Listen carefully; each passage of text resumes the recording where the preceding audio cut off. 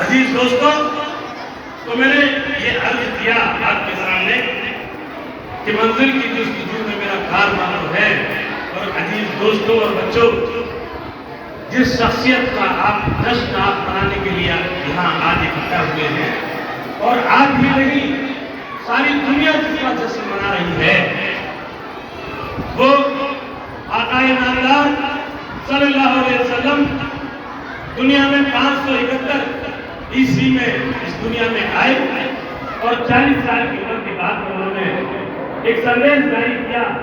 سنجیو یادو جی ہمارے بیچ میں بیٹھے ہوئے ہیں، میں انہیں یہ سندیش دینا چاہتا ہوں کہ ایک شخصیت دنیا میں پیدا ہوئی جس نے یہ سندیش دیا کہ اللہ ایک ہے، اللہ ایک ہے، اور ہمیں سب کو اس کی بات کرنی چاہیے۔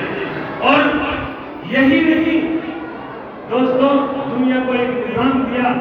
دنیا کی حالت یہ تھی کہ جہاں وہ پیدا ہوئے تھے وہاں شراب عام تھی، بیٹیوں کو زندہ دفن کر دیا جاتا تھا، لوگ بیویوں کے نام پر، شادیوں کے نام پر سینکڑوں کے دادا تھا جس کو پکڑ لیا کرتے تھے، اس کو اپنی بیویوں کی۔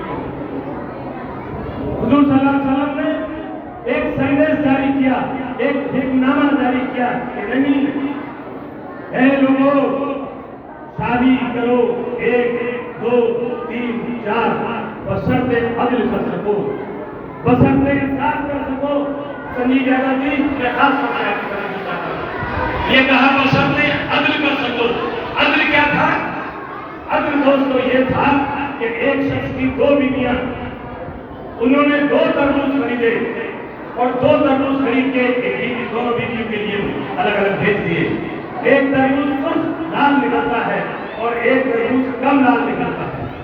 حضور صلی اللہ علیہ وسلم نے کہا کہ یہ انصاف نہیں ہے، ایک تربوز جتنا سرخ ہے دوسرا اتنا ہی سرخ ہونا چاہیے، اور تربوز تو بند ہے، کسی نے دیکھا نہیں ہے باہر سے، تو یہ ہے کیا اتنا ہی لال ہونا چاہیے، بشرطے اس کو آدھا آدھا کر کے تقسیم کیا جانا چاہیے۔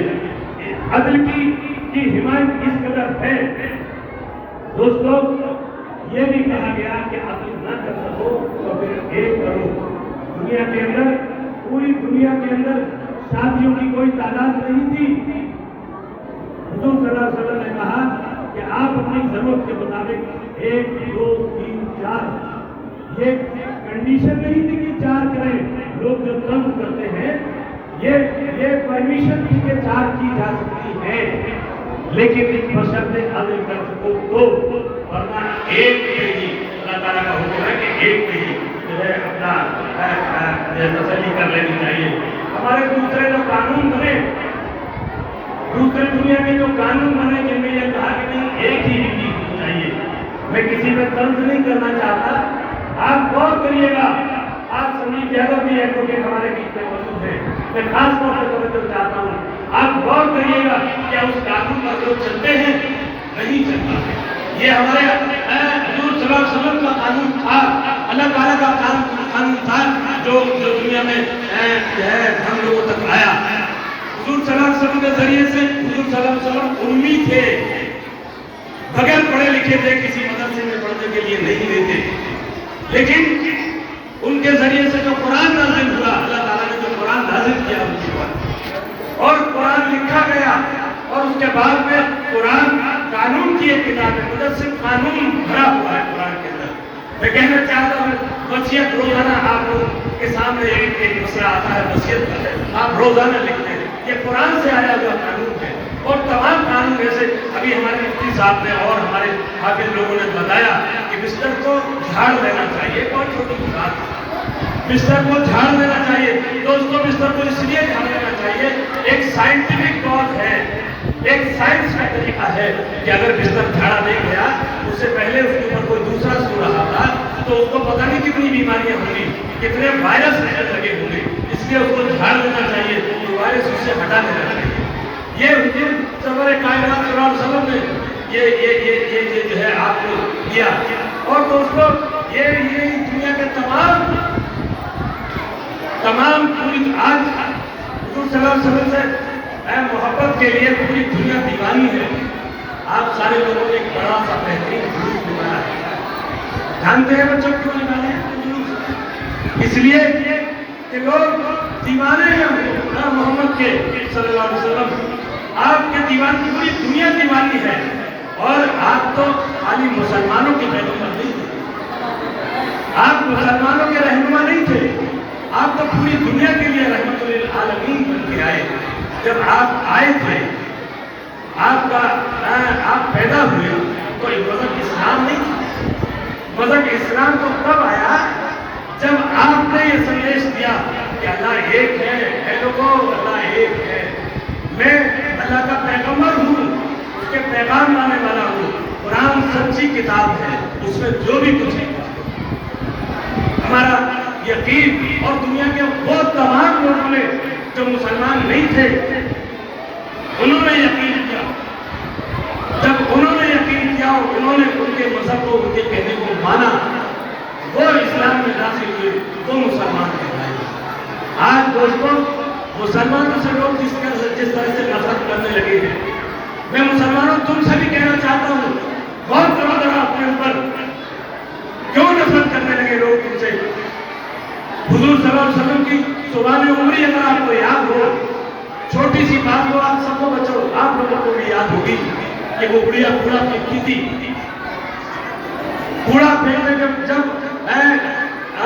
کوڑا ان کے اوپر نہیں پھینکا گیا تو انہوں نے معلوم کیا کہ آخر وجہ کیا ہے. معلوم وہ بیمار ہے, اس کو دیکھنے کے لیے گئے. اور جب آپ اس کو دیکھنے کے لیے گئے تو پھر اس کے بعد اس نے وہ ایمان لیا. ایسی شخصیت جس سے میں نفرت کرتی تھی وہ مجھ سے اتنی محبت کرے کہ میری عیادت کو مجھے دیکھنے کے لیے آئے, میرے لیے دعائیں کو شخص ڈالا ہے, وہ خراب ہوئی نہیں سکتا. پوری دنیا کو پیغام دینے والے. اور میں ایک بات اور کہنا چاہتا ہوں آپ کو, ہمارے بیچ میں جتنے بھی تمام بچے بچیاں اور تمام موجود حضرات کے آپ لوگوں میں بچوں, اپنے ماں باپ کے بچوں میں جو سب سے اچھا بچہ ہوتا ہے, جو ڈاکٹر بنتا ہے, جو انجینئر بنتا ہے, جو کلکٹر بنتا ہے, جو ماں باپ کو سب سے زیادہ عزت دیتا ہے, ماں باپ اس سے سب سے زیادہ محبت کرتے ہیں. اس دنیا کو سب سے زیادہ عزت دینے والی اگر کوئی شخصیت ہوئی, اس دنیا کو کوئی سسٹم دینے والی شخصیت اگر کوئی ہوئی تو حضور سرور کائنات صلی اللہ علیہ وسلم ہوئے. اگر حضور صلی اللہ علیہ وسلم پیدا نہ ہوئے ہوتے تو دنیا میں کوئی سسٹم نہ ہوتا. ویسے تو اس دنیا میں کم و بیش 1,24,000 پیغمبر پیدا ہوئے اور سارے کے سارے حضور صلی اللہ علیہ وسلم سے پہلے پیدا ہوئے. اور یہ بھی نہیں کہا جا سکتا کہ انہوں نے کوئی دنیا کو سسٹم نہیں دیا. اپنے اپنے دور میں سب نے کوئی نہ کوئی سسٹم دنیا کو دیا, لیکن دنیا کو جو کمپلیٹ کیا وہ دین مذہب اسلام نے کیا, جو حضور صلی اللہ علیہ وسلم لائے تھے. حضور صلی اللہ علیہ وسلم نے جو پوری دنیا کو جو مذہب اسلام کے ذریعے سے ایک سسٹم میں بانٹا ہے اور پوری دنیا جس کو مانتی ہے. آج اس لیے پوری دنیا ان سے محبت کرتی ہے.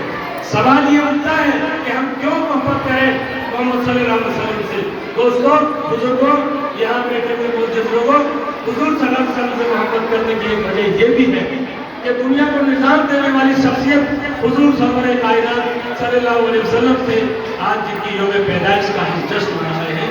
بہت بہت شکریہ حافظ جی, آپ نے ہم کو موقع دیا, آپ کا بھی بہت شکریہ. صاحب سجادہ, آپ کا بھی بہت شکریہ.